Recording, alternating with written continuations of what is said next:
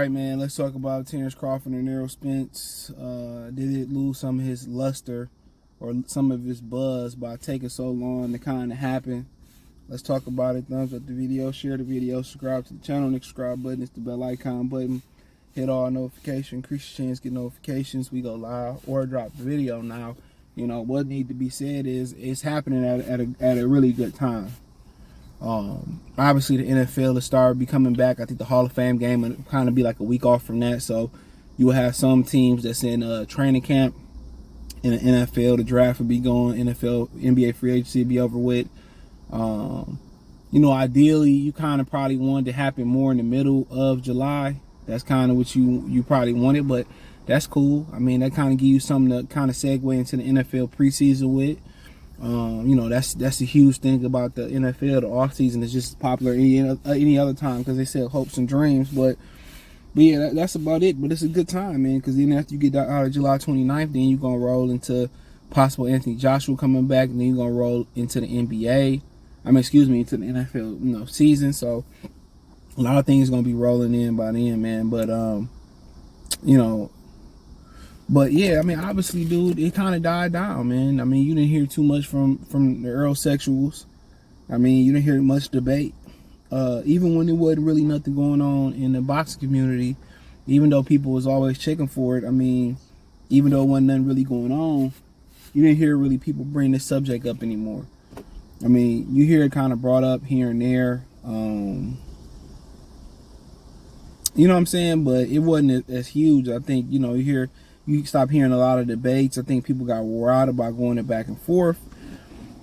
And I think kind of the same thing kind of happened to a certain extent with Manny Pacquiao and Floyd Mayweather. But yeah, even though, the announcement broke, I think the reason why it ain't explosive as you think it'd be, even though you had a lot of people making videos and going live on the hop, I just chose to, lay back, kind of gather some information and then just say, you know what? It ain't all about being first. Sometimes it's just about getting the most, information. But I'm gonna say, well, they gonna fight July 29th, and then, what else I'm gonna say? They fight July 29th, and then what? On the rematch clause come out and all that. Like, bro, like I just let the information build up. People get at me, let me know what's going on, how it happened, is it true, is it not true, whatever the situation may be. You know what I mean? So,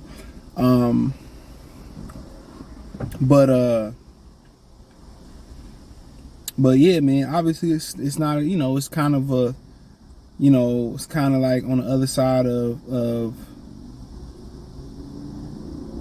its expiration dates, on the wrong side of it.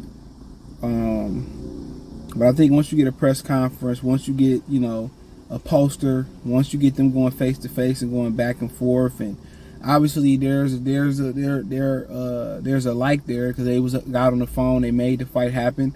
They made splits happen. They have a conversation, but also there's the competitive, and I'm pretty sure, hopefully, there's a lot of disdain there because that's what sells fights. If you ever watch wrestling, you don't. It's such a great show. You don't know if they beefing or not, and then you see these dudes at the bar having the beer. You know what I'm saying? Or doing what they're doing, and they do a great job with the production and the acting, like they really out here fucking beefing. And that's what boxing don't understand. This what these guys don't understand is that they literally have to have some type of disdain. They have to have some type of backstory. They actually have to have something to hold on to. That's why Haney and Lomachenko, the rematch, will probably be even bigger than the original fight because the controversy. There's something to build on that everybody was talking about. So everybody talking about it, it got the foundation. Let's build it again. Just like the Counter and the Fury won in this first Fury fight. Guess what? Then the gloves, it was something to build on. So if you're not going to create a beef, or y'all not going to create a back and forth or a dialogue or talking shit or, heated exchange or pushing, the trainers can't do it for you, the managers can't do it for you, the advisors can't do it for you, the promoters can't do it for you. It got to come from the fighters. You got to know how to manipulate the public. And if they don't manipulate the public and build that buzz and fake bet their purses and push and do that type of shit, it's like, are you gonna be able to hold people's attention spans? And a lot of these dudes out here today, I'm pretty sure more than any time in history, got short attention spans. So are they really gonna allow this shit? They really gonna jazz this up and heat this up? And I say no. Both don't have the personalities. Both, I don't think, gonna really, say nothing or go back and forth. They're gonna be gentlemen about it. But you need the foundation to build on something on. And they got 5 or 6 years chasing and ducking and chasing and ducking and chasing and ducking. If they come face to face and be tasteful, nobody want to see a motherfucker praising somebody and saying he's a great fighter, or don't want to see the coaches arguing back and forth. No, they want to see the fighters go back and forth. That's what made Mayweather De La Hoya so good, that Mayweather was on De La Hoya's neck. Mayweather was, throwing money in the camera, talking shit, hoeing Oscar De La Hoya, hoeing his dogs, hoeing his boring ass part on 24/7. Like, he was engaging. And every week that came on leading up to the fight, and HBO did an amazing job. Showtime can't even hold HBO jockstrap when it comes to production. Like a 24/7. All access is shitty. Production wise, fighter wise, participant wise, is shitty. I be looking at this shit, I'm saying, people watch this? You know what I'm saying? So that's why I don't even follow it. But HBO, production and like that was second to none. Even when they kind of was closing out the final episode, talking about, when he would do the ending little thing and, kind of build up to the weigh-in and his last little words, the narrator, bro, Showtime can't emulate that or can't even come close to touching that. But are they going to give the public something to hold on to is the question. That's the question. Are they going to give the public something to hold on to? Something to talk about? Something to grab? Something to buzz about? Yeah, the press conference, I'll give you some buzz about. They going to interview, but is it going to be the show? Is it going to be something to electrify past the hardcore and past the casual boxing fans? Is they going to reach fans that didn't have no interest in the fight? Somebody going to get pushed. They going to yell. They going to scream. Somebody going to have a Mike Tyson motherfucking outrage and argue with somebody in the crowd or something like that. And probably not, bro. Probably not. They might say something slick and there ain't gonna be no back and forth, ain't gonna be no betting. They boring. Ryan Garcia did step it up when it came to he did step it up when it came out to LA. Tank kind of had people buzzing because he was so late. But that's the $1 million question, bro. They gotta do some work and not just hitting the interview circuit, bro. They gotta be today. Like, our generation grew up on like wrestling, 70s, 80s, 90s, and in some early 2000s. Wrestling was different. It allowed people to show personality. I mean, your parents was watching wrestling with you. It captivated. It captivated a generations. It captivated generations, bro. So,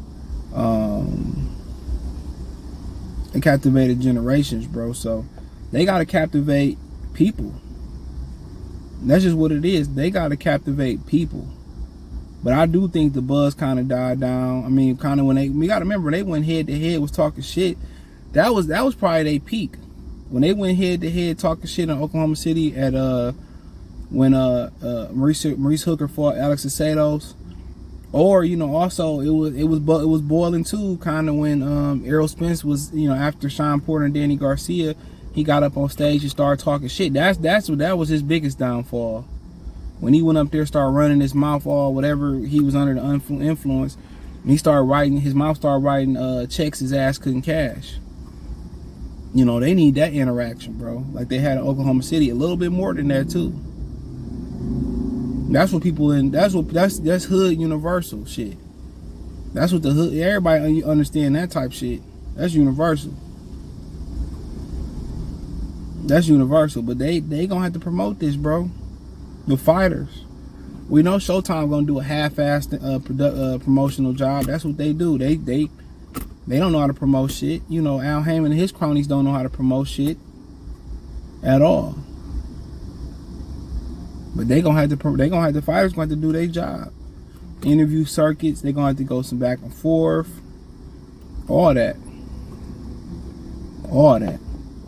But is it as hot as it was? Nah, but come fight week, come to press conference, come fight week, they both selling merchandise. You know, when the press conference, the thing about it is, when a press conference happens, a lot of times that's the biggest buzz of the whole entire fight thing outside of the weigh-in and fight day. The fights that are successful, they are able to stay somewhat relevant between the press conference and the fight day. They were able to have some relevance, stay relevant or be relevant, have relevancy, through that time. So we'll see if they can. But hey, thumbs up the video, share the video, subscribe to the channel. Next subscribe button is the bell icon button. Hit the notification bell, increase your chance to get notifications to go live or drop video. Hit the link tree. Find me on Twitter, Twitch, Instagram, TikTok, Spotify, Apple Podcasts, Google Podcasts, Anchor, Cash App, Venmo, PayPal, Amazon Music, a whole bunch. Appreciate y'all who rate me on the podcast platforms. It's 100% free to listen to. Give me a rating, helps the visibility and algorithm there. Thumbs up the video, share the video, subscribe to the channel. Peace.